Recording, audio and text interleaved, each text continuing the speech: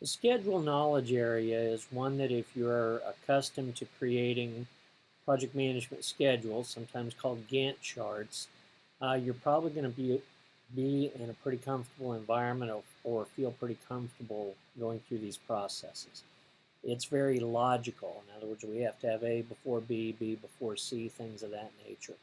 So first, let's think about our beginning process, plan schedule management, which gives us a schedule management plan. So whether your workplace does this or not, if you know how you go about building a schedule, if there's any certain rules you use, templates you use, parameters on estimating, things like that, your schedule management plan in plan schedule management is going to be the first thing we create here in planning.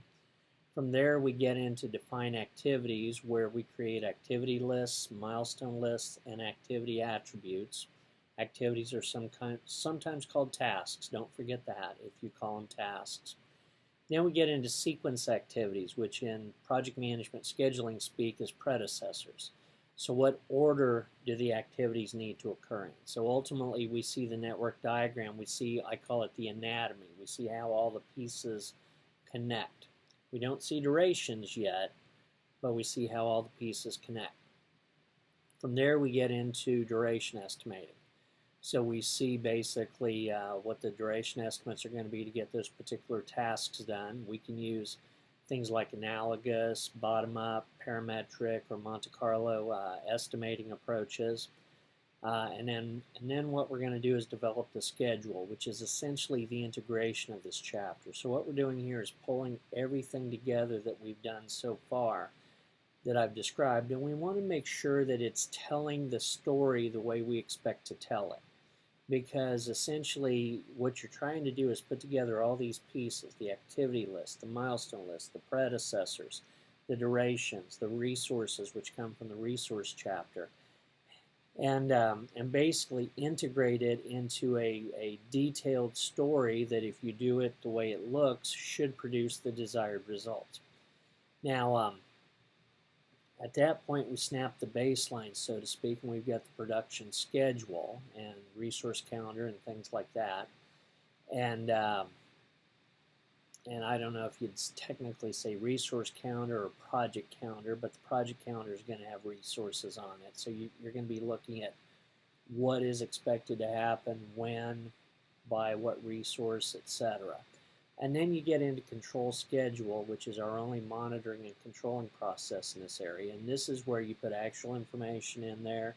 You can compare baseline to actual, see if you're on track, see if you're off track, things of that nature, and then potentially make adjustments. The adjustments would be change requests, which could include things like adding or removing tasks, changing predecessors, changing resources, changing durations, resetting the baseline, and various things of that nature. Now, there's a few other points I just want to make sure above and beyond the processes that you're familiar with as far as this chapter goes. We get into various predecessors,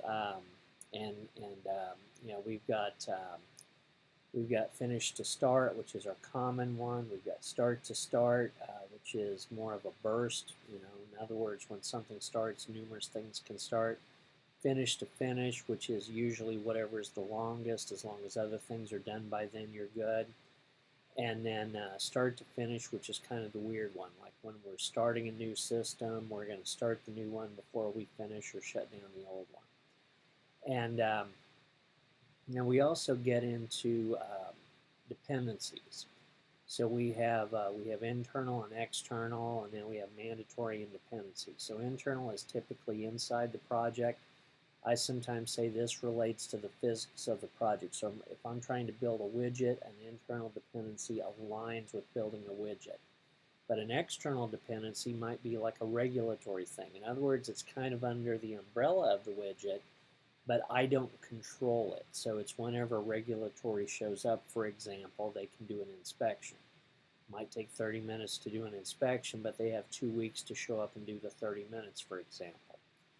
And then when we talk about mandatory versus discretionary, mandatory, I have to do this before I do that, like I have to pour the foundation before I can build the frame on it.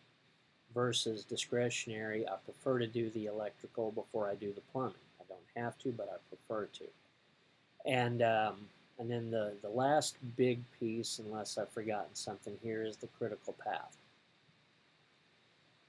We're going to have a separate video that you can watch on how to do the critical path analysis the Crosswind way. So if you've learned anything about it before you started watching our videos, with the forward pass, the backward pass, and all that stuff, if you got it, that's cool. But if you don't, watch our videos and make the most of it. We're gonna do it the Crosswind way, where we get rid of math anxiety, if you will. And so I could walk you through how you do the forward pass, then the backward pass, then you subtract the sides to find the slack, then you follow the zeros for the critical path. Or I could simply tell you 19, 18, 13, what's biggest? You're going to go 19. That's your critical path if you have 3 paths, as you'll see in some of our videos.